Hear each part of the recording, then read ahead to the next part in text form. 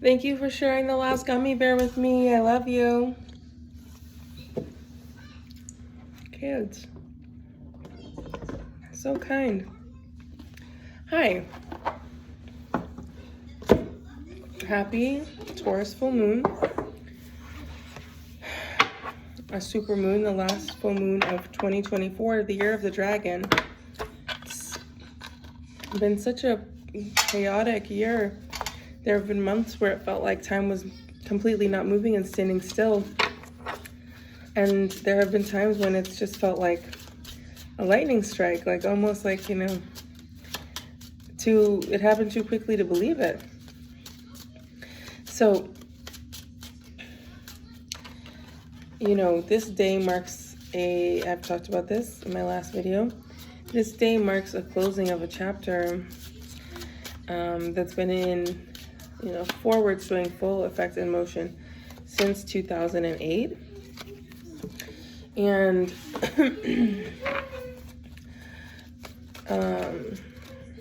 and there are a lot of planetary energies today, which are here to show us what we need to repel, what we have learned and grown past, what we need to embrace, how we need to get out of our comfort zone, where we need to take risks, where we need to enter into different roles in our community, in our society, in our families.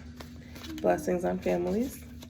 This is real life. It is not a soundstage. So, as I prepare to do this collective message for you, I want you to keep in mind that, energy is what you allow it to be. Energy is what you make it, but energy is what you allow it to be. And if you allow yourself to really embrace this energy of change, then it can have a profound impact on you. But if you treat it like, it's just any other day, and you continue on in the same cycles and the same way of doing things, and then don't see certain results that you're expecting, don't be so surprised. And I say that with love. I don't say that with cruelty or harshness, because our guides and our spirit team are always going to direct us where we need to go. But, in Barbados, we say like a hard head makes a soft ass. You know what I mean? So if you're moving around so hard-headed, you're not even willing to pay attention to the direction that they want you to go, because it's not what you imagined it would be. Don't be surprised when you don't get the results, you know what I mean, that you're anticipating. Also, as my journey as Mistress of Poisons continues, and I continue these initiatory spider bite experiences, I just want to say that as we come to the end of Scorpio season, it's making me think so much of that story of like the shaman who gets bit, 1,000 times by the snake because the venom does not kill him. So actually something about venom is relevant. I love to reference, Marvel movies, this kind of movies in my readings, because sometimes this acting, this work of taking the mythos or the stories of the gods or the different, deities or mutants or what have you, and showing those stories teaches us something very profound about humanity. Anyway, something about venom can be coming up. But, the scorpion, not unlike the Black Panther, does not go out with its stinger, blowing in the wind. Its stinger is very protracted. Its stinger is very much connected to its body in a way that is integral to its whole spinal experience. It doesn't shoot out its poison. A scorpion is going to sting you if you step on it or if you threaten it, its well-being, its livelihood. And so, there's so much energy about poison right now and understanding what poison actually is. I'm not going to go too much in on that right now. Maybe another time. Gotta keep my surroundings in mind. Okay, I'm not gonna lie. The Lenormand cards are looking a little bit ominous. But that's okay. Okay, so the Lenormand cards show us first the bouquet. The bouquet heralds some kind of blessing, which I'm going to take to mean the lessons integrated from today's full moon experience, right?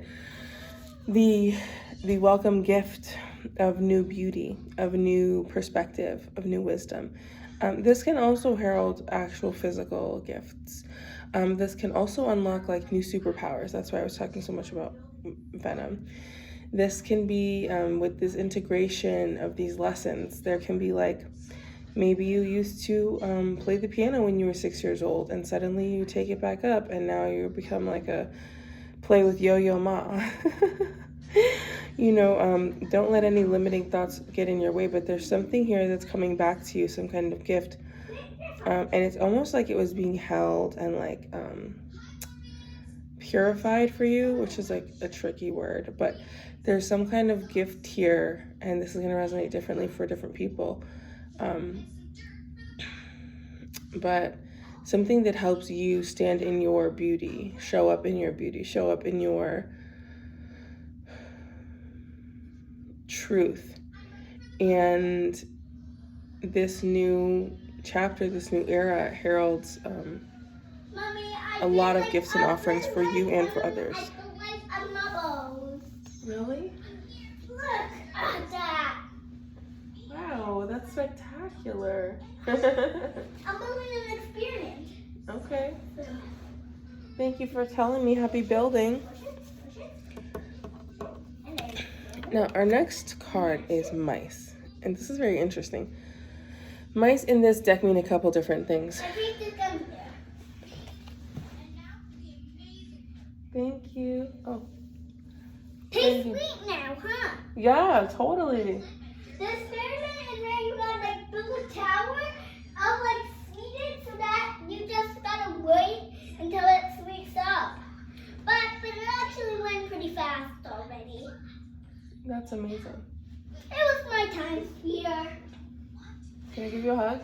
Yeah. You just gotta like make the thing and then you push it and then you push it and then it tastes sweet. Sweet. Yeah, it works. That was a very sweet gummy bear. Thank you. I'll save some of them for now for an experiment.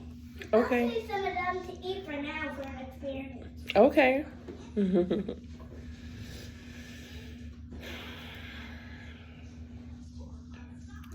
Mice mean clean hands. Mice also mean watch your ish, watch your money, watch your things. Somebody is running around in your kitchen trying to break through things. This is the fairy tale Lenormand, and when I think of mice in fairy tales, they're always helping. Like Cinderella, we're gonna make you a dress. They're always helping.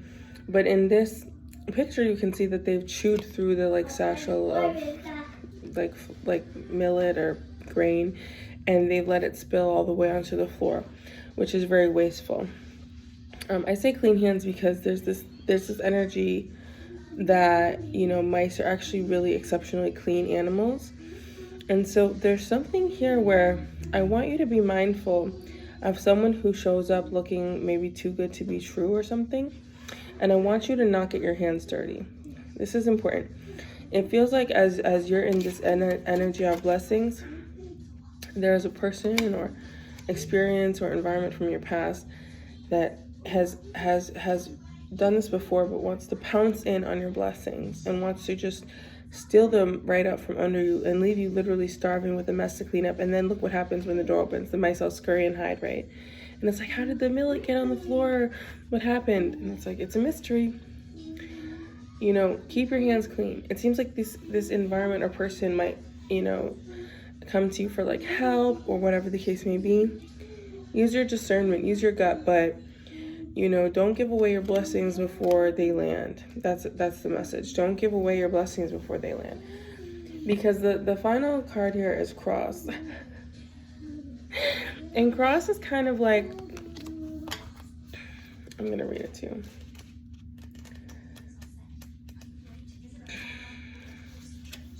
you. Burdens, pain, suffering. In the tale of the red shoes, a young girl chooses pretty red shoes over helping her dying foster mother. She is cursed not only to wear the shoes forever, but to dance without stopping.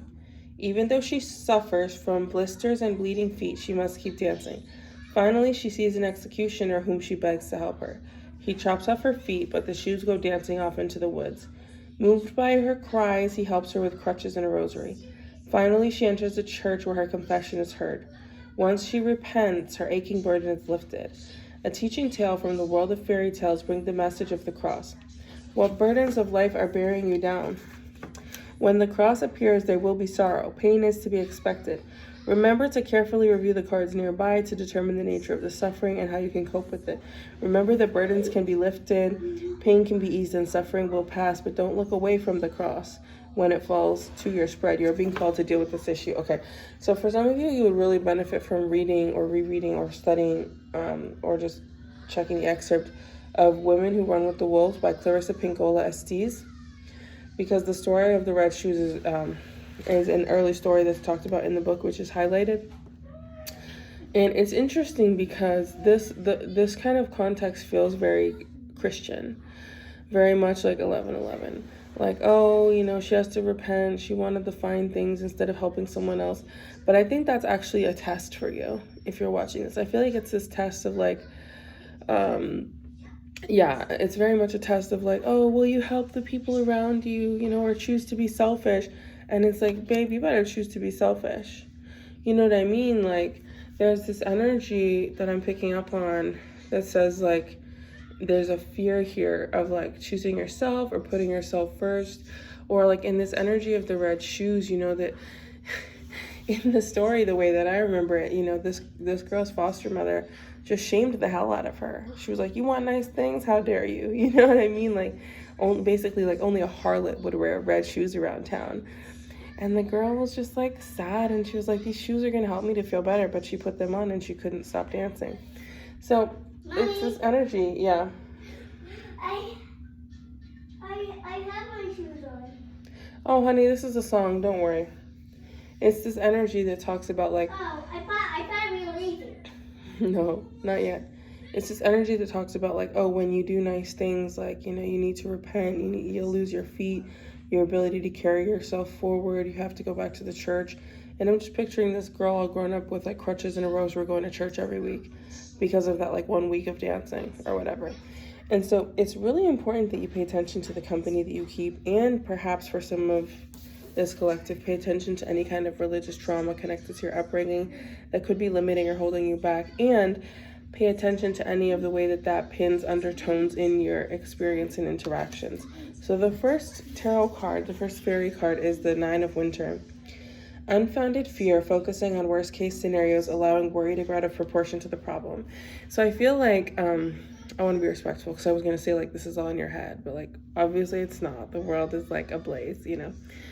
But there's this energy of just like so much fear and like darkness of like, I don't know the way forward. I'm not exactly sure what to do. But look at actually the beautiful, like, today is the light, you know. Tonight's full moon is the opportunity to see things in a different way, is the hope that by trusting your instinct and your intuition, even one action at a time, it's going to propel you forward, even if you don't have all the solutions.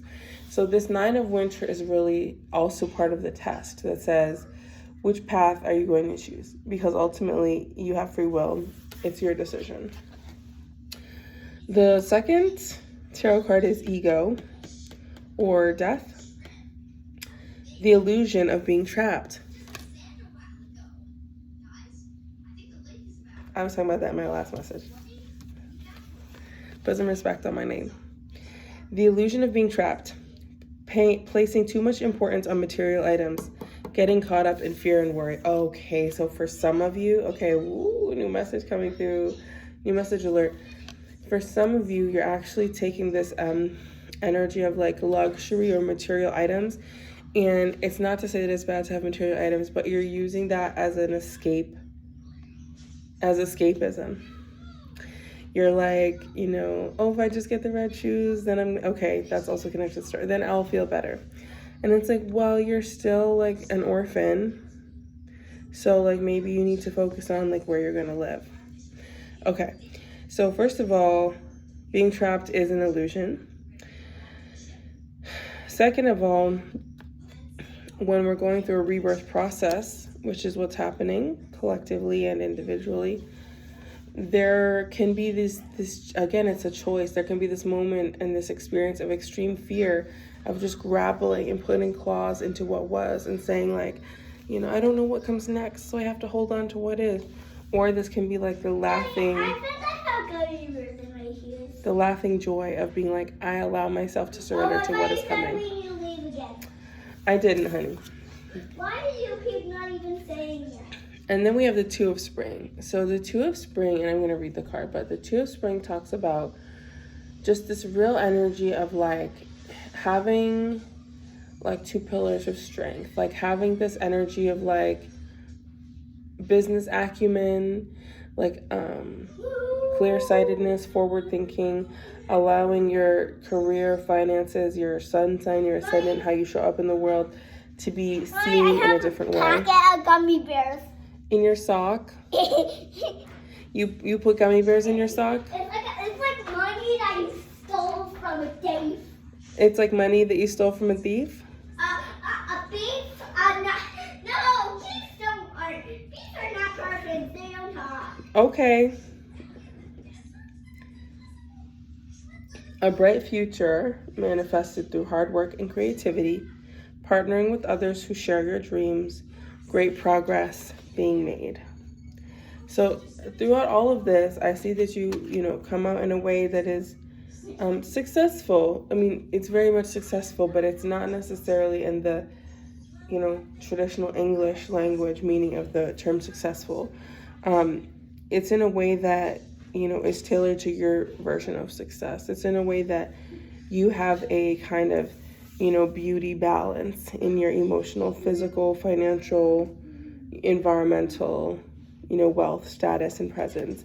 It's in this energy where you clean up the leaky energy around you, the energy leaks in the environments that are siphoning energy. And, you deal with and face maybe some issues around death, religion, finances, capitalism, and you find the way to surrender to the process of change, which is important. Death, change, the seasons are cyclical, are constant, and you allow yourself into this new energy. Like, it's literally just an energy of shedding what doesn't serve you and really integrating some of these past lessons and experiences. So that's the channeled message. I do want to do some messages for the signs, but that's going to be a separate video because I have a feeling my phone alarm is about to go off so that I can do my next thing. Mommy mode is very real. So I just want to say, love and support on your path and on your journey and on this profound day of spiritual level ups and profound awakenings. This day can be as transformative as you let it. So let it. It's my honor to do some of these readings with you and to be one of your readers for the day. Thank you so much. You can find all my information, ways to follow me, ways to work with me, ways to book a reading with me in my description and my website. And make sure you like and subscribe and that you're following me on... Make sure to like and subscribe as Mommy's a Loser as well, guys. Do it. Yes. Sons. Yes. On TikTok and Instagram. Do it. And all that stuff. What did you just say to me? What did you just say to me? He's not even paying attention. Kids will humble you every time. Anyway, happy full moon. Mark out for projections. They have nothing to do with you. Rest. Do the beautiful lunar things. It's a Venus day and a full moon in Taurus. You know what I mean? I better see you looking, smelling, and feeling like $1,000,000. Okay. Peace.